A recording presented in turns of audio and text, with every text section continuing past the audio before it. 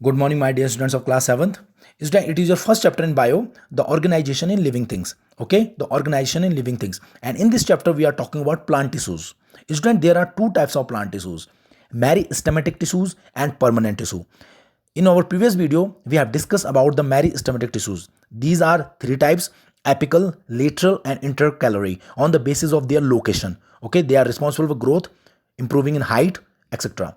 Then we talked about student permanent tissue. Student, firstly, you must know that from where permanent tissue born. Okay, permanent tissue comes from the meristematic cells. Student, when the meristematic cells get a fixed, okay, and confirm shape, size, and function, then meristematic cells turn into permanent cells. Okay, meristematic tissue change into permanent tissue, or meristematic cells change into permanent cells. This process is called differentiation that we have discussed in previous video.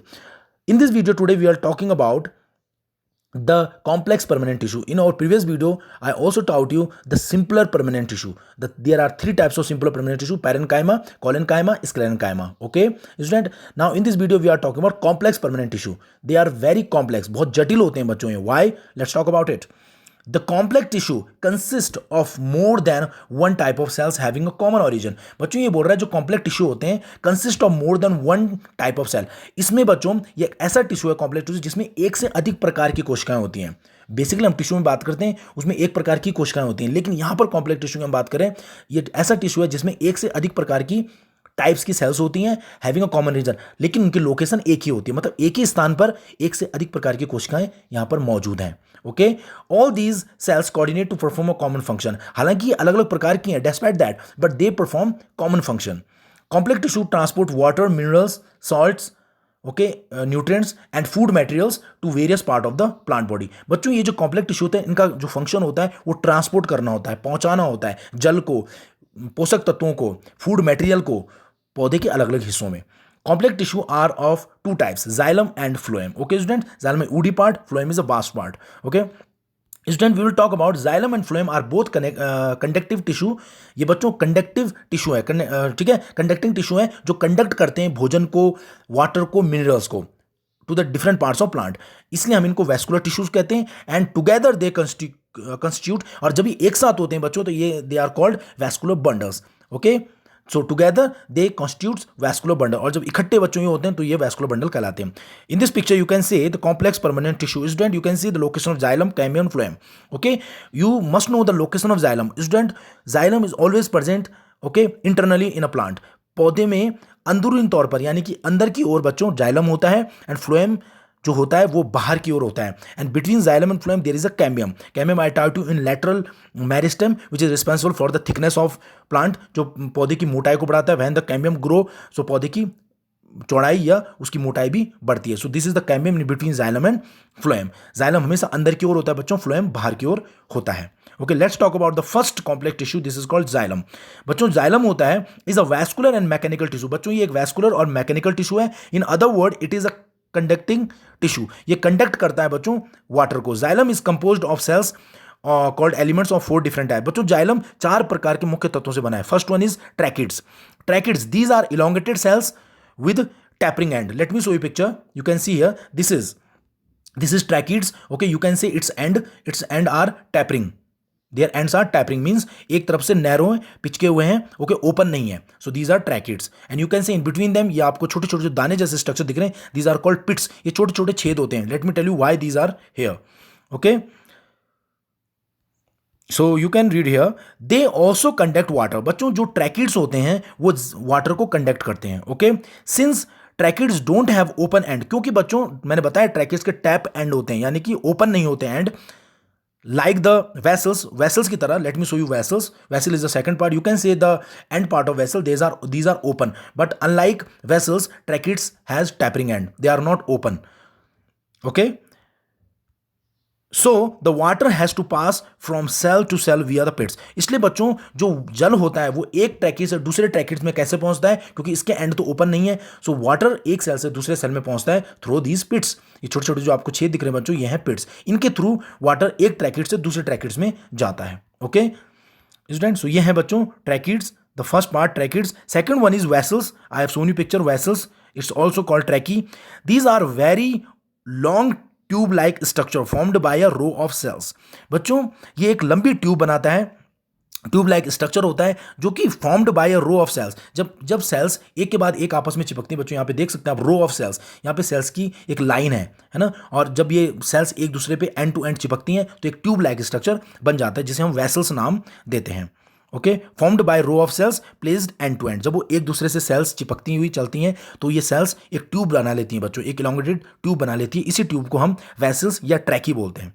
Okay, the transverse wall between. बच्चों इनके बीच की जो wall होती है, the vessels element are partly और completely dissolve to form continuous channels और water pipes. बच्चों आप देख सकते हैं जो इनकी एंड टू एंड की जो वॉल्स होती हैं, जैसे बता रहा है, जिसकी वॉल्स होती हैं या तो वो देख लीजिए वो कंटिन्यूस उसमें चैनल्स बने होते हैं बच्चों, आप देख सकते हैं. ओके, परफोरेशंस प्लेट्स, उसमें आपको परफोरेशन प्लेट दिखती हैं. इस तरह से कई सारे वाटर पाइप्स या वाटर चैनल्स बन जाते हैं बच्चों. ठीक है, नेक्स्ट आता है हमारे पास, so this is the vessel. Okay student, next है बच्चों xylem parenchyma.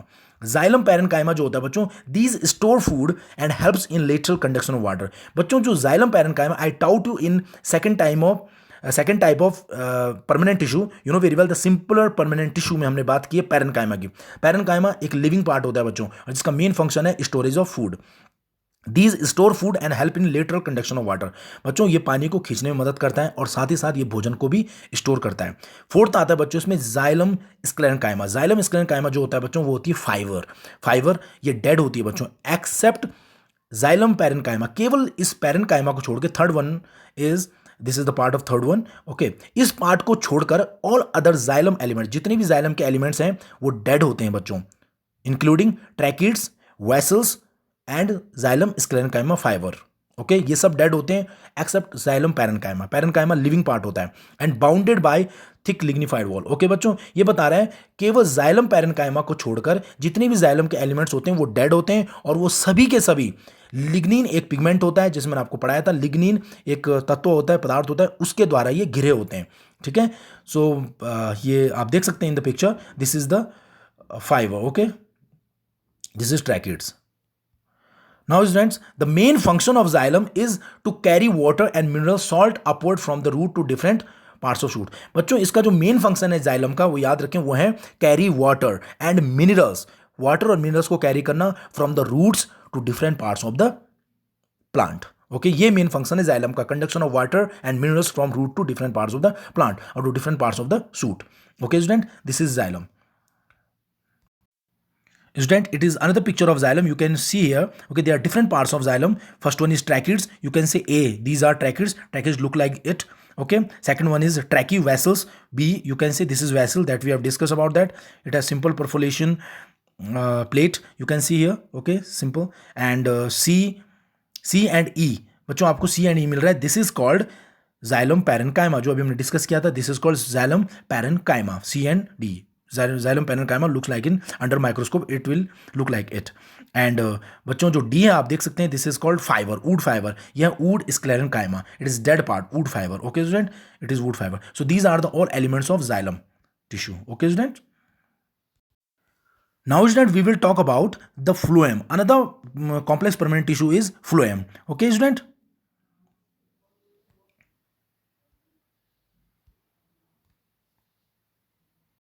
Okay students, so phloem, we will talk about the phloem now. Okay, like xylem, phloem contains tube but perform no mechanical function. बच्चों जो xylem होता है, xylem की तरह ही phloem जो होता है उसमें भी कुछ ट्यूब्स होते हैं, कुछ एलिमेंट्स होते हैं जिससे ये मिलकर बना होता है बच्चों, बट इसका काम बच्चों मैकेनिकल फंक्शन करना नहीं है.